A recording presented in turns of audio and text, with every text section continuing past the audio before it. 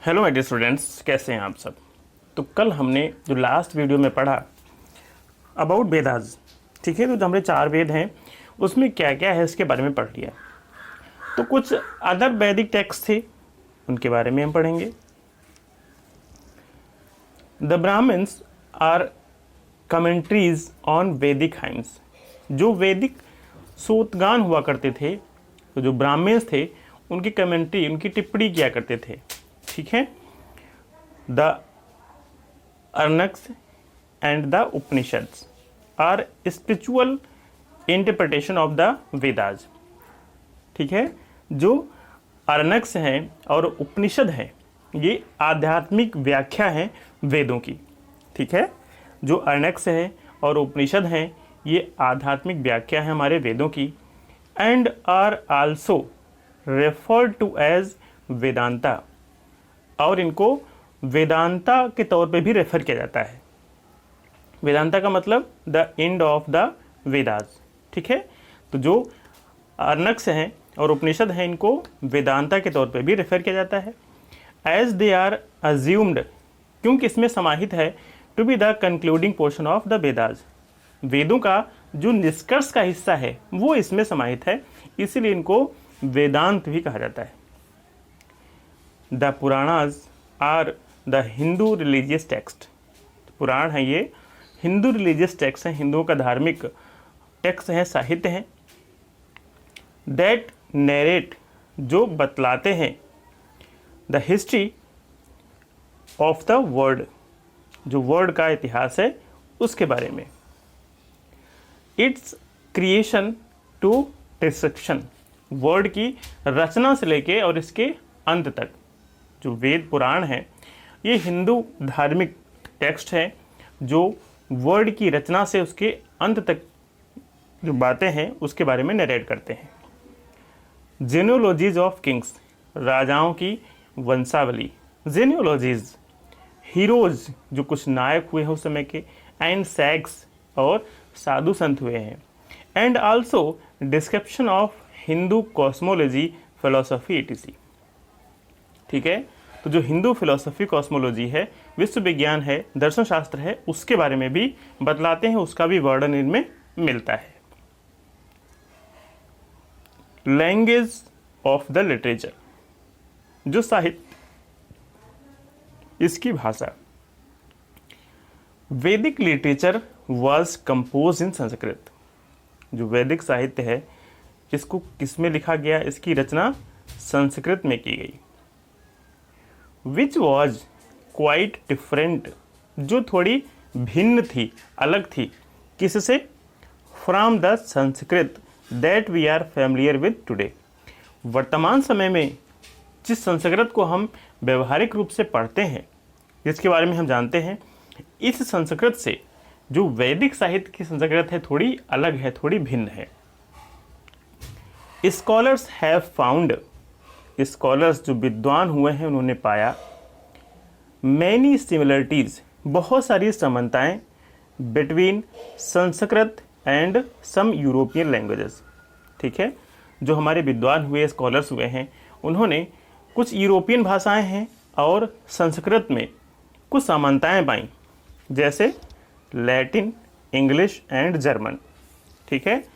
तो जो Latin, English and German ये यूरोपियन कंट्रीज है, इनकी जो भाषा है, लैंग्वेज है, ये संस्कृत के कुछ समान है, सिमिलर है। This led to the conclusion, इससे निष्कर्ष निकलता है, that Sanskrit belong to the family of the languages. जो संस्कृत है ये भाषाओं के परिवार से बिलोंग करती है, नोन एज इंडो यूरोपियन, ठीक है, जिसको हम इंडो यूरोपियन के नाम से जानते हैं, ठीक है।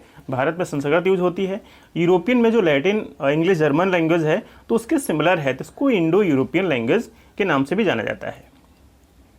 They are called a family, इनको एक परिवार कहा जाता था, because they originally had words in common, क्योंकि इनमें बहुत सारे वर्ड हैं उत्पत्ति के आधार पे जो कॉमन है, सामान्य है। उदाहरण के तौर पे, for example, the word mother in English, English में जो आप मदर शब्द पढ़ते हैं, ठीक है, इज मैत्री इन संस्कृत, संस्कृत में मैत्री वर्ड है, माँ in Hindi, mater in Latin and mother in Persian.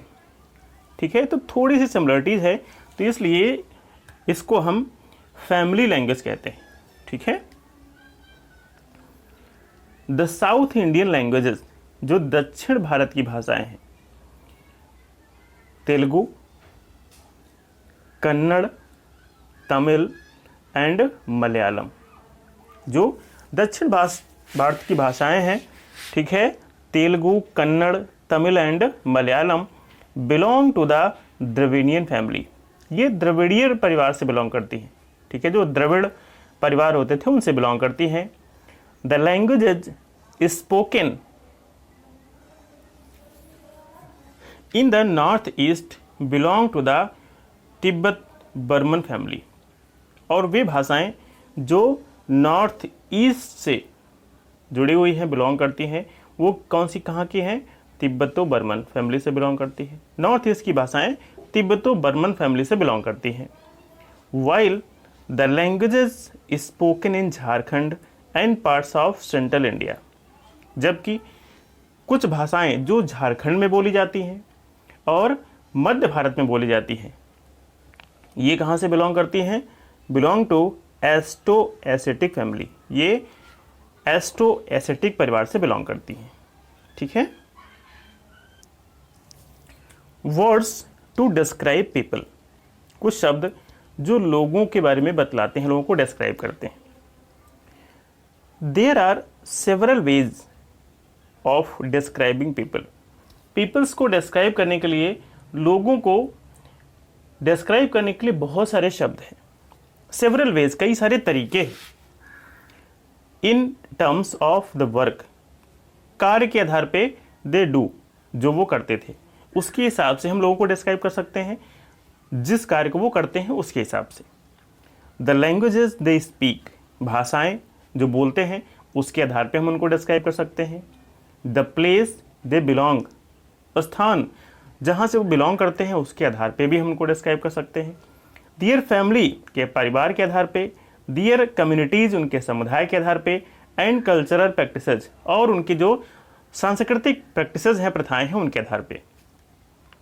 Late us see some of the words used to describe people found in the Rigveda, आइए देखते हैं कुछ ऐसे शब्द जो ऋग्वेद में पाए गए हैं जिससे वो लोगों को डिस्क्राइब करते थे। There are two group who are described in the terms of their work, दो समूह हुआ करते थे, दो ग्रुप हुआ करते थे जिनको उनके कार्य के आधार पर डिस्क्राइब किया जाता था। द प्रीस्ट, पुजारी, समटाइम्स कॉल्ड ब्राह्मण, इनको ब्राह्मण भी कहा जाता था।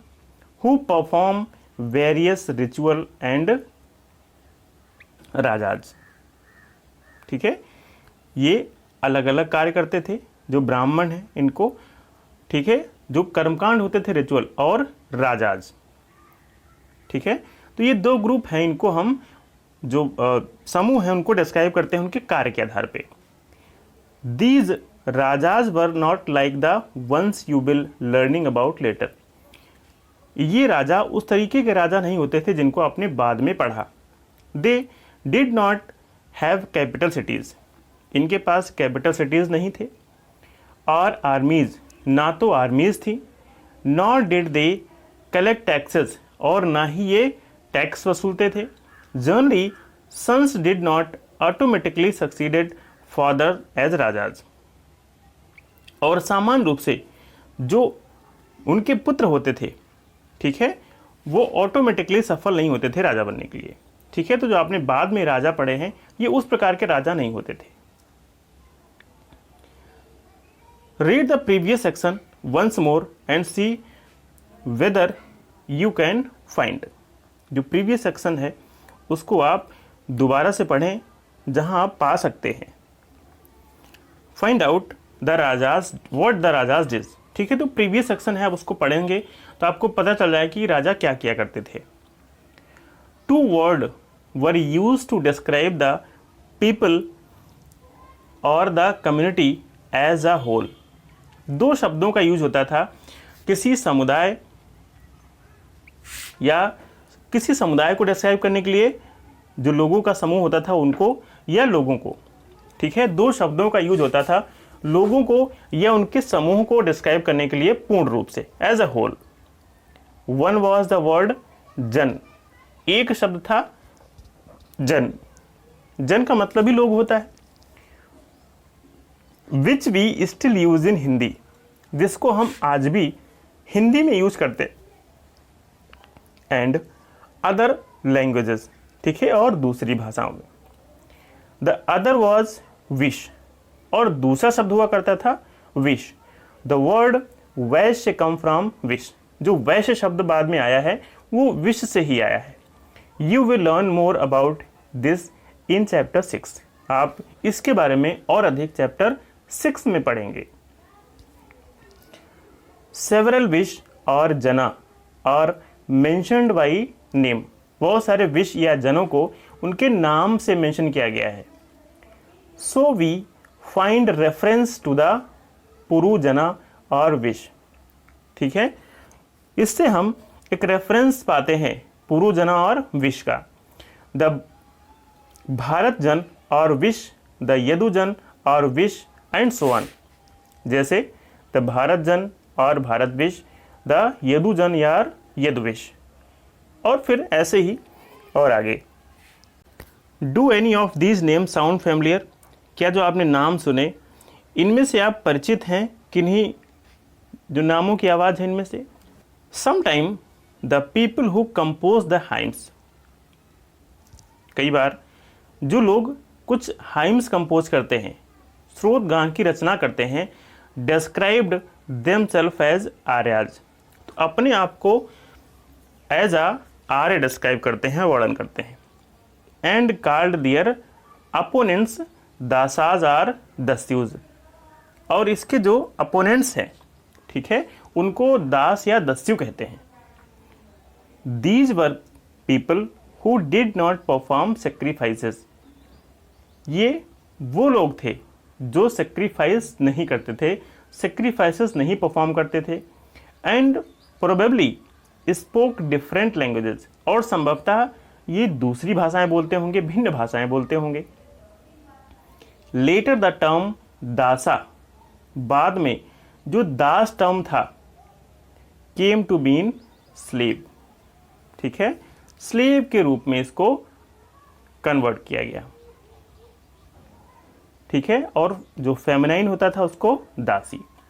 Slaves were women and men who were often captured in war, slaves महिलाएं और पुरुष हुआ करते थे जिनको युद्ध के समय बंदी बना लिया जाता था, कैप्चर कर लिया जाता था। They were treated as the property of their owners, ठीक है, उनके साथ ऐसे व्यवहार किया जाता था जैसे वो मालिक की संपत्ति हैं। Their owners who could make them do whatever work they wanted, और उनके मालिक उनसे जो कार्य चाहते थे वो करवाते थे।